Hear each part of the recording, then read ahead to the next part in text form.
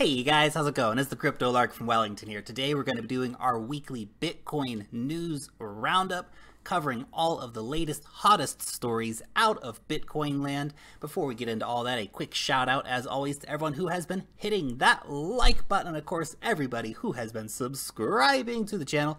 If you're not subscribed to the channel yet, make sure you hit that button down below to stay up to date with all of the latest in the crypto space. Furthermore, this is not professional financial advice. This is just a dude talking about cryptocurrencies on the internet.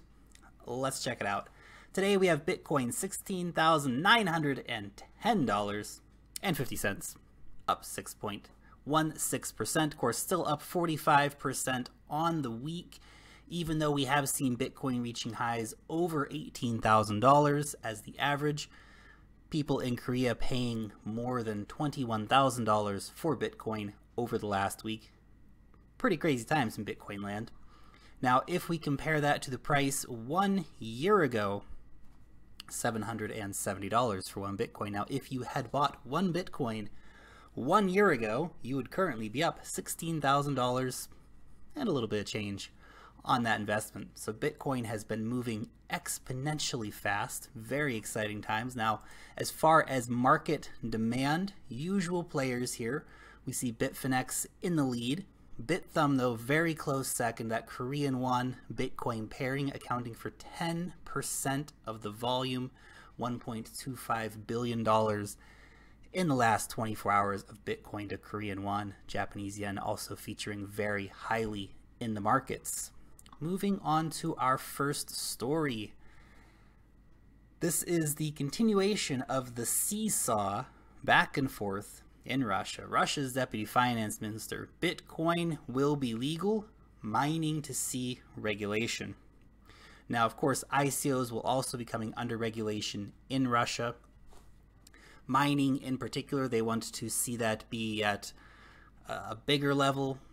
No home mining in Russia, which is very unfortunate. I don't see if that is because of really wanting to make sure that little people don't get involved, or that they don't want a big drain on electricity. Russia's got cheap, plentiful electricity, so it's interesting why they're going to be regulating home mining. Nevertheless, Bitcoin will be legal. You will be able to buy and sell Bitcoin and other cryptocurrencies. So that is really good news. Obviously, we still have to see that legislation be written and come out. This is just the latest in that story. Good news, if you are in Russia and you have lost the password for your Bitcoin wallet, there are crypto hypnotists to help you out. Now this story definitely made me lols a bit. For one Bitcoin, these guys will come over and hypnotize you to try to help you remember what your password was. Well, if it works, great. Maybe that guy over in the UK who threw his hard drive away full of Bitcoin, maybe he remembers the private keys somewhere up in his brain. He just needs a crypto hypnotist to help him. They'll also take 5% on top of the 1 Bitcoin fee that they charge. But hey, if you have a few hundred Bitcoin that you can't remember the password to, that fee quickly becomes very much worth it. Continuing, now this is an interesting concept somebody put forward. This is not official news by any means, but the idea of Russia or other countries like Iran or Venezuela turning to cryptocurrencies in order to challenge sanctions, and of course the petrodollar. Now this is a very interesting concept. Obviously, we've been seeing a stronger uptick in these particular countries of trying to cut direct deals with other countries to trade, for example, Russian rubles for Egyptian pounds in the oil trade, versus having to use the US dollar as the intermediary, which is how it traditionally works. Some had wanted to use gold in the past. That didn't end well. Could we see cryptocurrencies actually being the exact solution necessary for this? Only recently we saw, of course, Venezuela come out with the Petro Bolivar for trading oil. So will Russia take a similar space, or will they simply adopt the existing cryptocurrencies? I'm telling you, if Bitcoin was used as the global medium of exchange for oil, that would be huge. This is all just hearsay and speculation at the moment though, but an interesting story I did want to share nevertheless. People are taking out mortgages to buy Bitcoin. That's awesome. Or of course, you can just remortgage your house or something too. That is very, very interesting. Of course, not to mention credit cards and all these things. And to be honest, if you had maxed out your credit card 4 or 5 months ago, you would not only be able to pay off your credit card today, but you would be still 3 or 4 times in profit. Now, I'm not saying you should run out and buy a bunch of Bitcoin using your credit card. That's a risky proposition if we enter a bear market, for example. But I can understand where people are coming from. This just piles on top of stories. People selling their houses, people selling everything. I'm surprised someone hasn't sold their kids yet for Bitcoin. Don't sell your kids for Bitcoin, guys. Love your kids. Don't sell them for Bitcoin, even if it's tempting. The property market is probably one of the places where we're seeing a lot of the action for things you can buy with Bitcoin, particularly considering the higher transaction fees at the moment until we do see those scaling solutions come in. When we do see the scaling solutions, well then, yeah, you can go buy a cup of coffee. Right now, it doesn't make any sense to buy a $3 or $4 cup of coffee if you have to pay 10 or 15 bucks to transact.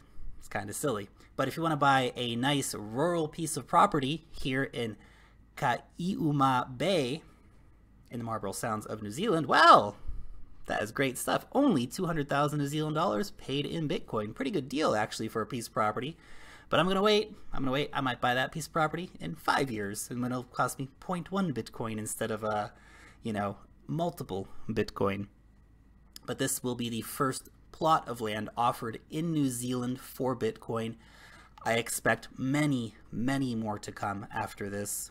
If you would like something a little more private instead of just a plot of land in a bay, how about a big plot of land on an island in the Caribbean? Maybe something a little closer to home if you live in the States, for example. Now, this is up for sale for Bitcoin as well. Property seems like a nice fit for Bitcoin considering the massive price of a single Bitcoin. Or you can just grab yourselves a Rolls Royce, also available for Bitcoin. 117,000 pounds paid, the equivalent value in Bitcoin on the day. And of course, if you end up driving your Rolls Royce in South Africa and end up speeding, you can always pay your speeding fines in Bitcoin in South Africa. Oh, that's very interesting. That is very interesting indeed. Not sure it's a good use of your Bitcoin. Probably should pay that in Rand, but nevertheless. Now, due to hyperinflation, rich families in Latin America are moving more and more towards digital assets. Now, traditionally, they have, of course, gone for properties, stocks, US dollars, simply holding US dollars. But Bitcoin offers a real opportunity, of course, in countries like Venezuela or Argentina, where the local currencies performed quite poorly. You actually can go and get Bitcoin, and we all know the situation is quite the opposite at the moment. So I'm not surprised at all to see these richer families getting involved. Obviously, it'd be nice to see poorer families getting involved too. And it is happening in Venezuela, where you have quite regular people actually doing Bitcoin mining because the electricity is so cheap. Tim Draper talked to the president of Argentina and basically told him, yo, go buy Bitcoin, man. It's where it's at. Now, that's good advice for the president of Argentina, who himself is one of the local elites, one of the oligarchs, if you will. And yeah, he's got plenty of money available for going and buying Bitcoin. But we have seen a real uptick in the use of Bitcoin across Argentina. We've done stories on this show before where we talk about, for example, how many different restaurants and tourism operators are starting to accept Bitcoin. So very interesting, of course, and a great, great idea for the businesses who are accepting it. Over in Mexico, we can expect crypto regulations to pass on December 15th. Now, the main takeaway from this is that we are going to see really regulations and oversight coming to Mexican exchanges. That's not surprising. we are moving more and more in that direction, seeing a lot of regulation, particularly coming into exchanges. So yet another country hopping on board the regulation train. Over in Australia, the financial watchdog will also be monitoring Bitcoin exchanges. This, of course, is to make sure that there are no dirty dealings going on. Of course, as we know, these exchanges are highly non-transparent. If we look at the allegations currently against Bitfinex, for example, maybe somebody does need to be watching. Not interfering unless something bad's happening, but maybe somebody should be watching. And finally, Bitcoin gamble for Canadian family as they pour their life savings into a Bitcoin mine. Very, very interesting. They spent about $100,000 buying Bitcoin miners. I really hope that investment works out for them. Obviously, difficulty is increasing all the time for Bitcoin mining, but so is the price. So definitely still a lot of profitability to be had mining those last few million Bitcoin. If you haven't got yourself into Bitcoin mining yet, you can of course always try to grab yourself a miner just like this dude has from Bitmain or one of the other companies that is coming out with them, for example Dragonmint. Or you can always sign up for some sweet old cloud mining. Currently Hashflare's got a 1-year contract, 1 terahash, $150, link down below. Or if you really feel like throwing your money away, you can always come over to bitcoin.com, $449 for 1 terahash. Ha! And their lifetime contracts, which they're currently sold out of, are $600 a terahash. That is crazy. The last Genesis mining contracts were selling for $179 a terahash. Hopefully we will see those coming back very soon, but no word on that at the moment, of course. And I imagine when they do come back, it will be a pre-sale. Nevertheless, if you do see that Genesis mining contract come back, definitely add that as something to your watch list to get involved on. Now, every week we are giving away $50 worth of Bitcoin on the show, so all you have to do is whack your address in down below, and I'll randomly pick one winner. Rossi Meacham, thanks for the great shows, Lark. You are very welcome. $50 worth of Bitcoin coming your way. Thank you so much, everybody, for tuning in and listening to the news roundup. Long live the blockchain, and peace out till next time.